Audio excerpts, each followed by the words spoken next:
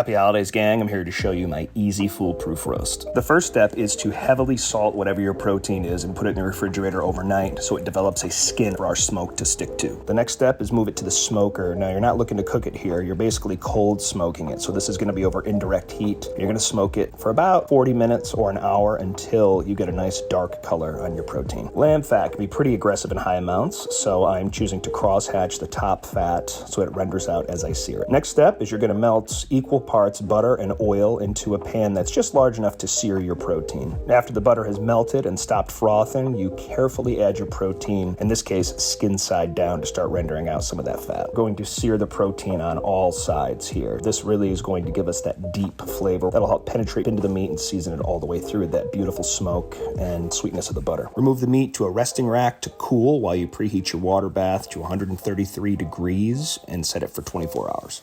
After your protein is cool, now we're going to put it into our vacuum bag here. So we're going to go with a couple tablespoons of butter, a few cloves of crushed garlic, and I'm going to use some dehydrated spruce needles because I'm a huge fanatic of them. Another great option here would be rosemary or thyme. Next, we transfer our meat over to our vacuum sealer and vacuum on high. Now add your protein to the water bath and go about your business. You don't need to wait for the bath to fully reach 133 degrees. Now, if you don't have an immersion circulator, no big deal. You can just roast this leg in the oven at 350 degrees for about an hour and a half. But this way here, you can just reheat it back up in a water bath and serve it, and look at the results you're gonna get. It's foolproof, it's easy, and most excitingly, there's no lost flavor because it's all kept sealed in that bag.